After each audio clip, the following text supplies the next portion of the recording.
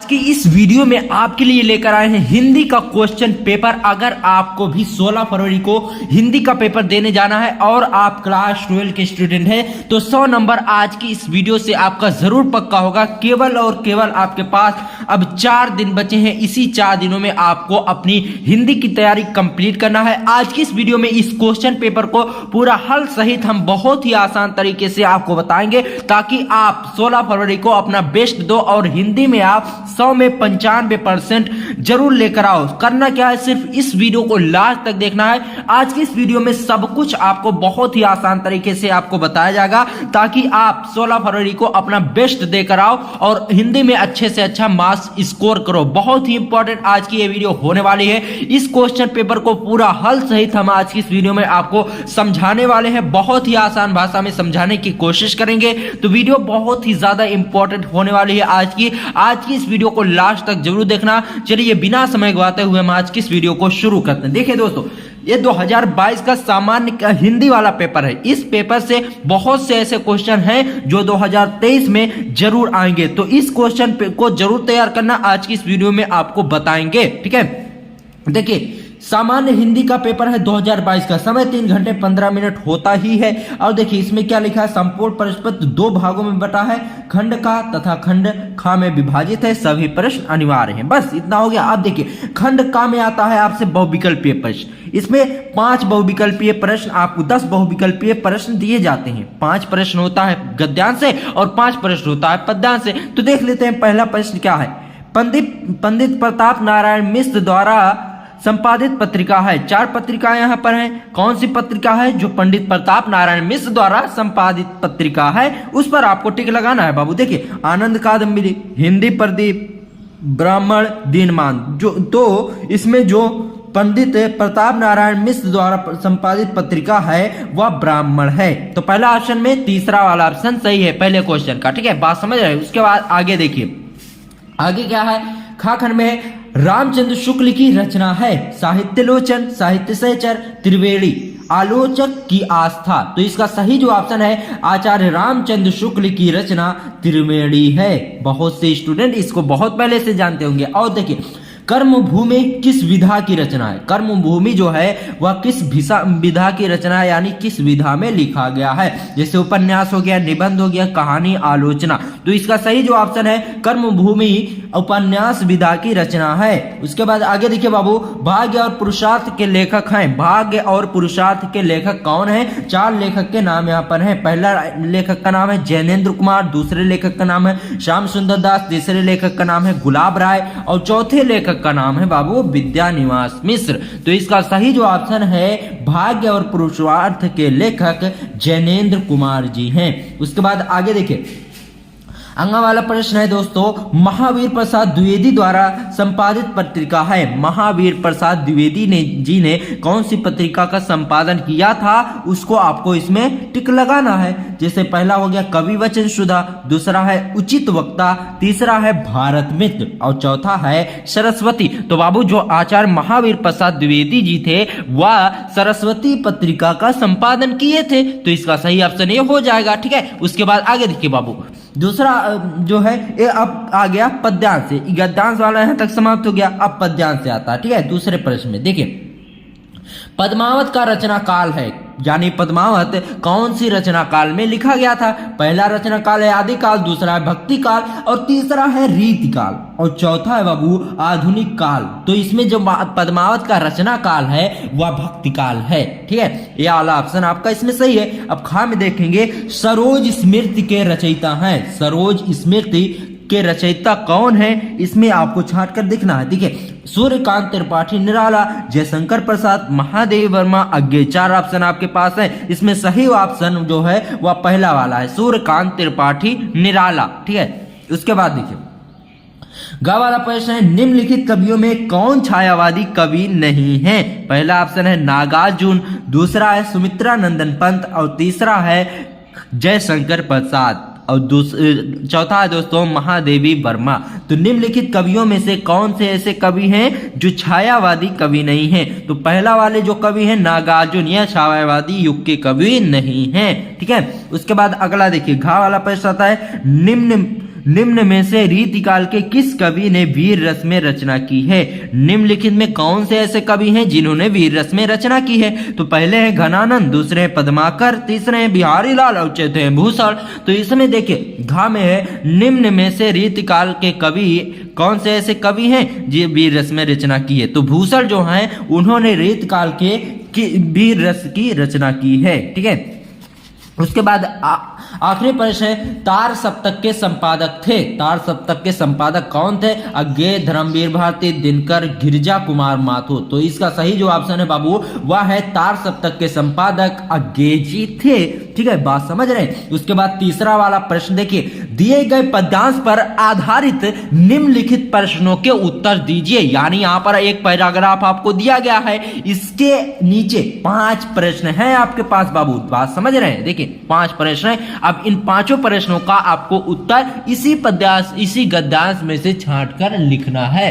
अब इस गद्यांश में चलिए हम आपको बताते हैं। देखिए पहला प्रश्न है बाबू, देखिए पाठ का शीर्षक और लेखक का नाम लिखिए। यानी पाठ का जो नाम है और लेखक का नाम आपको लिखना है। तो सबसे पहले इसको आपको पढ़ लेना है, इस पैसेज को। जब तक आप इसे नहीं पढ़ेंगे तब तक आप नहीं समझ पाएंगे कि पाठ का शीर्षक और लेखक का क्या नाम है। तो पाठ का शीर्षक यानी जो पाठ का नाम है, तो पाठ का नाम आप इसमें से कैसे खोजेंगे? जैसे चलिए इसको पढ़ते हैं। देखिए, जन का प्रवाह अनंत होता है, सहस्त्रों वर्षों के भूमि के साथ राष्ट्रीय जन के तादात्म्य प्राप्त होता है। जब तक सूर्य की रोशनियां नित्य प्रातः काल भुवन को अमृत से भर देती हैं, तब तक राष्ट्रीय जन का जीवन भी अमर है। इतिहास के अनेक उतार चढ़ाव पार करने के बाद भी राष्ट्र निवासी जन नई लहरों से आगे बढ़ने के लिए अजर अमर है। जन का सांततवाही जीवन नदी के प्रवाह की तरह है, जिसमें कर्म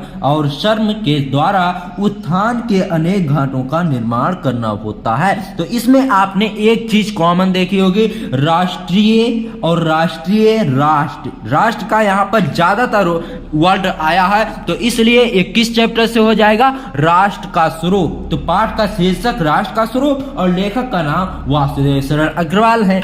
अब देखिए दूसरा वाला प्रश्न क्या है, जन का प्रवाह का आशय लिखिए। यानी जन प्रवाह का आशय लिखिए। जन का प्रवाह क्या है, इसका आशय, इसका उद्देश्य आपको लिखना है। तो देखिए, जन का प्रवाह अनंत होता है, सहस्त्रों वर्षों से भूमि के साथ राष्ट्रीय जन के तादात्म्य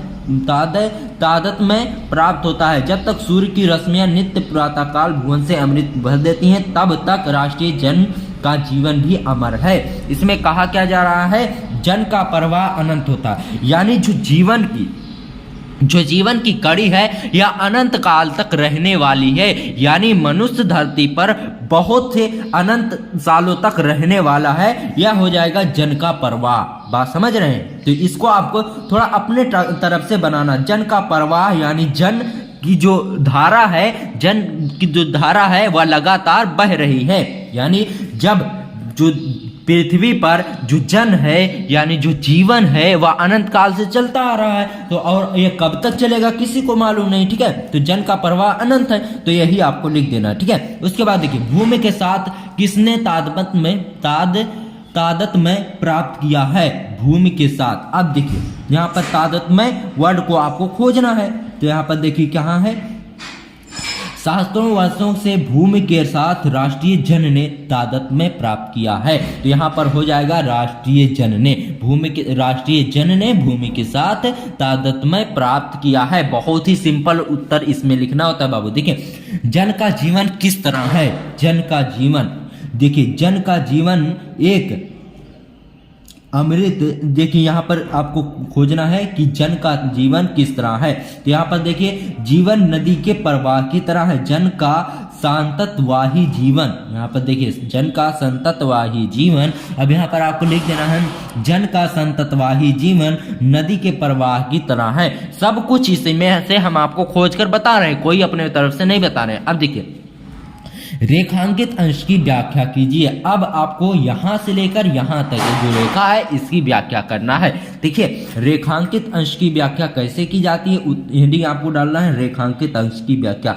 अब इसमें लिखना है, जन का प्रवाह अनंत है, यानी जीवन कई सालों से लगातार चलता आ रहा है। सहस्त्रों वर्षों से भूमि के साथ राष्ट्रीय जीवन ने तादात्म्य प्राप्त किया है। सहस्त्रों वर्षों से यानी कई सदियों से भूमि के साथ, भूमि यानी धरती के साथ राष्ट्रीय जन ने यानी राष्ट्रीय जनता ने या फिर राष्ट्रीय जीवन ने तादात्म्य प्राप्त किया है, यानी उसका साथ प्राप्त किया है। ठीक है, उसके बाद अगला देखिए, भाषा स्वयं संस्कृत का एक अटूट अंग है। देख लीजिए यहाँ पर एक ही आपको करना होगा, चाहे आप ये वाला गद्यांश करें या फिर ए वाला, दोनों हम आपको बता दे रहे हैं। देखिए पहला क्या है, दूसरा क्या, भाषा स्वयं संस्कृत का एक अटूट अंग है। संस्कृत परंपरा से निःसृत होने पर भी परिवर्तनशील और गतिशील है। उसकी गति विज्ञान की गति के साथ जोड़ी जाती है। इसको आपको पढ़ लेना है। अब देखिए इसमें पहला प्रश्न उसी तरह है, पाठ का शीर्षक एवं लेखक का नाम लिखिए। तो पाठ का शीर्षक इसमें क्या हो जाएगा, भाषाएं स्वयं संस्कृत। यहाँ पर किस चीज का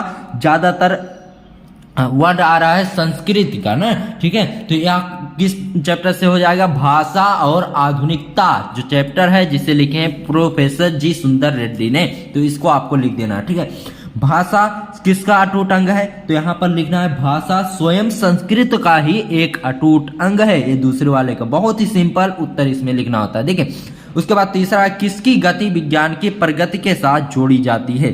किसकी गति है जो विज्ञान की प्रगति के साथ जोड़ी जाती है, तो इसमें आपको लिख देना है, देखिए संस्कृत परंपरा से निःसृत होने पर भी परिवर्तनशील और गतिशील है, यानी संस्कृति की गति विज्ञान की प्रगति के साथ जोड़ी जाती है। अब देखिए चौथा प्रश्न है, सांस्कृतिक हलचलें किसके लिए पर्याप्त नहीं है। तो सांस्कृतिक जो हलचलें हैं, देखिए यहाँ पर सांस्कृतिक हलचलों को शाब्दिक रूप देने के लिए भाषा के लिए परंपरागत प्रयोग प्राप्त नहीं है। तो यहाँ पर हो जाएगा सांस्कृतिक हलचलें भाषा के लिए पर्याप्त नहीं है। ठीक है, उसके बाद देखिए रेखांकित अंश की व्याख्या कीजिए। अब रेखांकित अंश, यहाँ से भाषा संस्कृत का अटूट अंग है, बहुत ही सिंपल, यहाँ से लेकर यहाँ तक आधा लाइन की व्याख्या आपको करना है, 2 नंबर इसमें भी मिलेगा। ठीक है, तो यहाँ पर गद्यांश और बहुत ही आसान भाषा में हमने समझाया, उम्मीद करते हैं आपको समझ में आया होगा। अब चौथा प्रश्न की आगे बढ़ते हैं। देखिए दिए गए पद्यांश पर आधारित निम्नलिखित प्रश्नों के उत्तर दीजिए।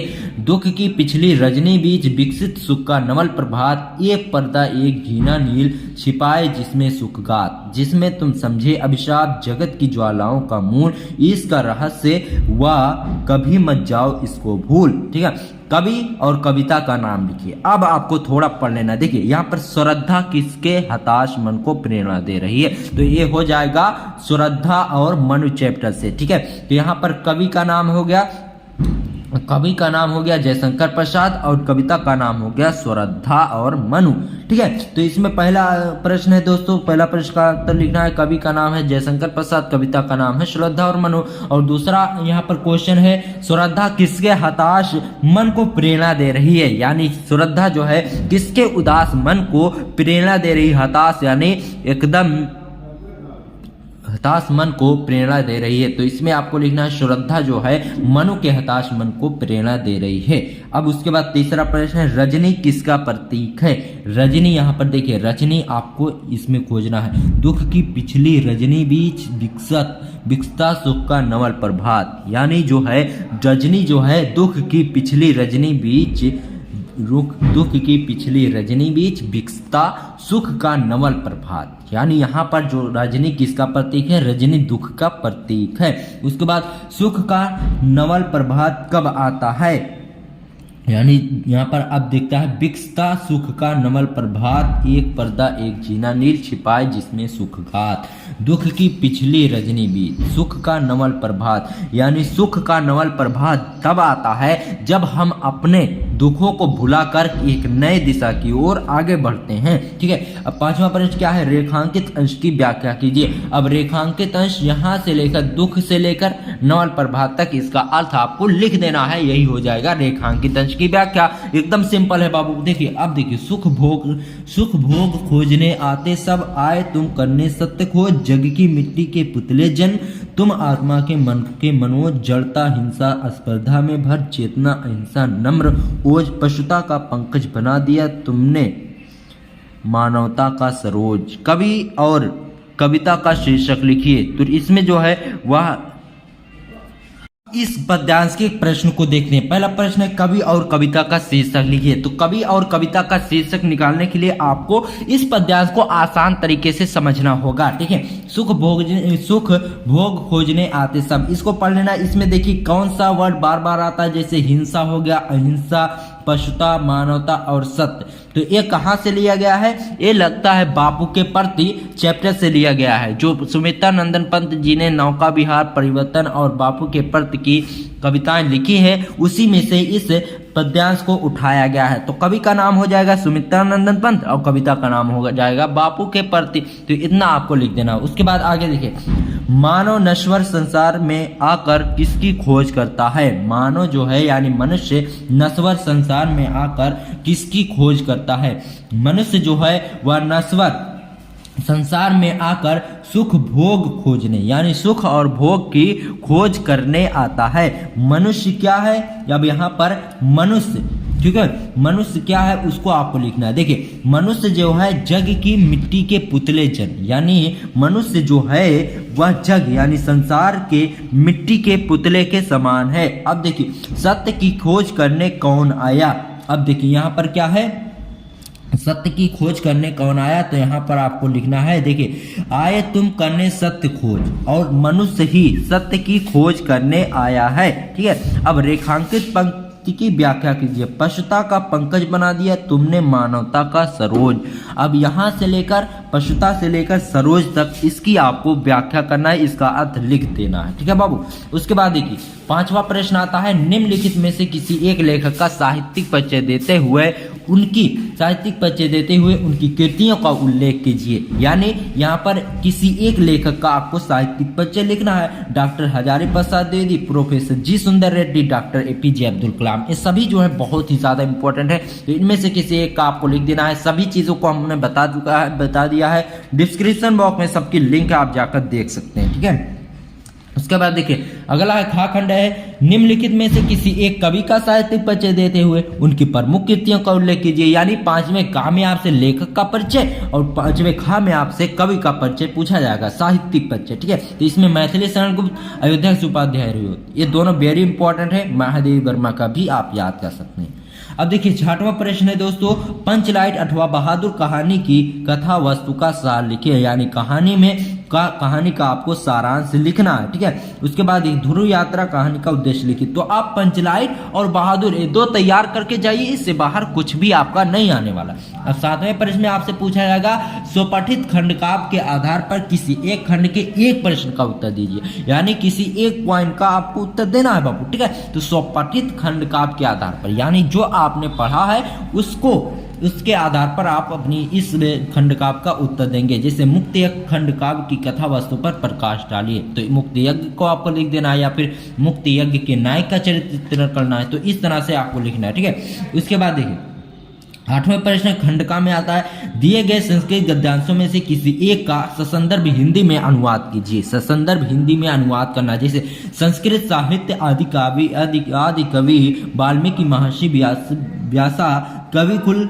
गुरुआ, कालिदासा, ठीक है। तो ये कहाँ से लिया गया है बाबू? तो इसका संदर्भ सबसे पहले आपको लिखना है, यह संस्कृत भाषा महत्तम चैप्टर से लिया गया है। अब इसका संस्कृत का अनुवाद आपको यहाँ से करना, जैसे संस्कृत साहित्य से आदि कवि वाल्मीकि, महर्षि व्यासा, कवि कुलगुरु आदि कालिदासा अनेचा भाषा भारत विभूषण दशे महाकाव्य स्वीकीय ग्रंथ रनय, ठीक है। यहाँ पर कहा गया जा रहा है आदि कवि यानी वाल्मीकि, महर्षि व्यास, कवि कुलगुरु ने संस्कृत भाषा में ही रचना की है।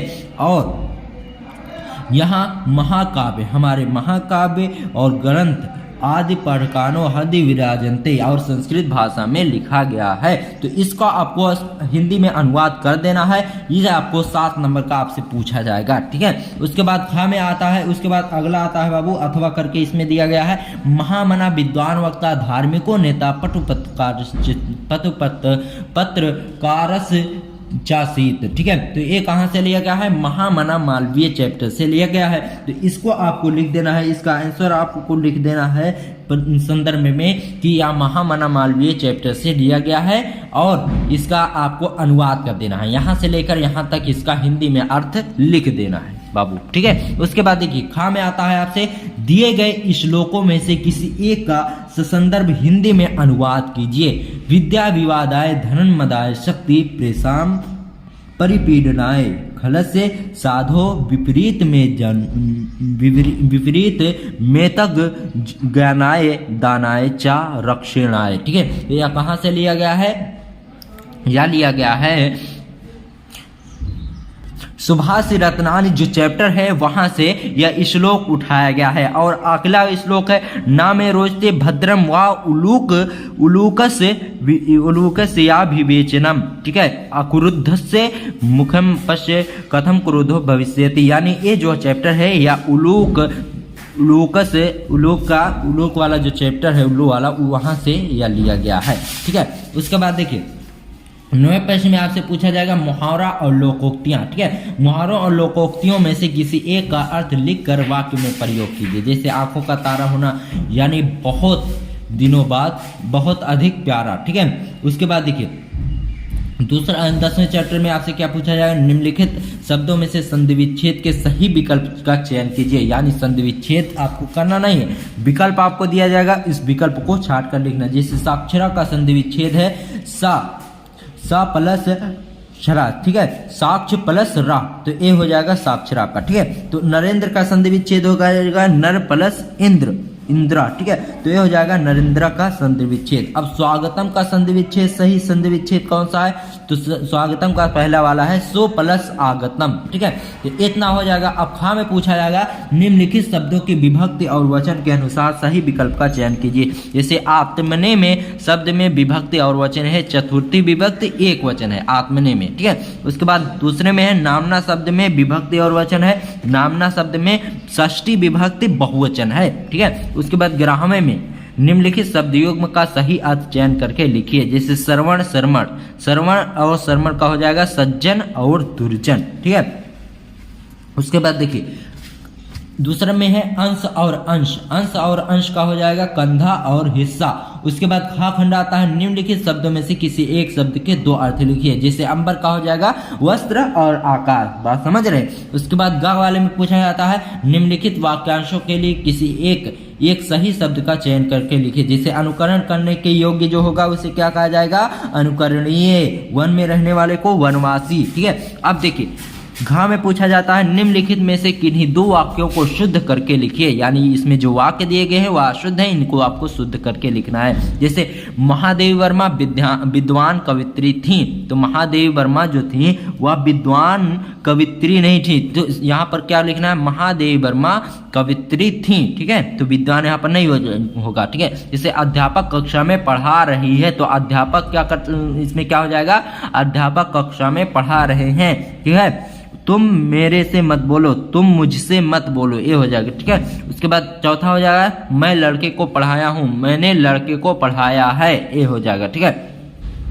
उसके बाद 12वें प्रश्न में आपसे पूछा जाता है श्रृंगार रस अथवा शांत रस का लक्षण सहित एक उदाहरण लिखिए। तो इसमें आपको श्रृंगार रस और शांत रस का आपको उदाहरण लिखना है। उसके बाद खा में पूछा जाएगा अनुप्रास अलंकार तथा रूपक अलंकार की परिभाषा लिखते हुए एक उदाहरण लिखिए। उसके बाद गा में पूछा जाएगा दोहा छंद अथवा सोठा छंद का लक्षण और एक उदाहरण लिखिए। तो 12वें में आपसे रस अलंकार और छंद ये तीनों चीजें पूछी जाते हैं। टोटल आपका 6 नंबर यहाँ से मिलेगा, ठीक है। उसके बाद छात्रवृत्ति हेतु बैंक में खाता खोलने के लिए बैंक अधिकारी को आवेदन पत्र लिखिए। तो 13वें प्रश्न में आपसे पूछा जाएगा छात्रवृत्ति हेतु बैंक में खाता खोलने के लिए बैंक अधिकारी को एक आवेदन पत्र इसमें आपको लिखना है, ठीक है।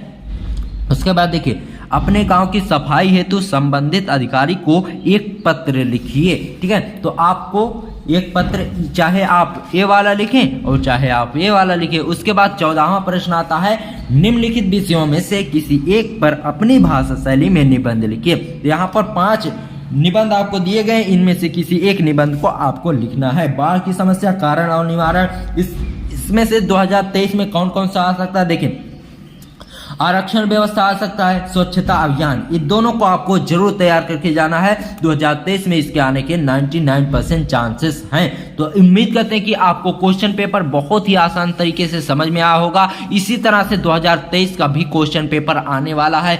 थोड़ा प्रश्न चेंजेस हो गए, लेकिन जो पूछने का तरीका सेम इसी तरह के तरीके से होगा। तो उम्मीद करते हैं कि आपको बहुत ही अच्छे तरीके से समझ में आया होगा। अगर आपको वीडियो पसंद आई हो तो वीडियो को लाइक करना, और चैनल पर नए आए हो तो चैनल को सब्सक्राइब कर लेना। मिलते हैं आपसे किसी और वीडियो में, तब तक के लिए गुड बाय, जय हिंद, जय भारत।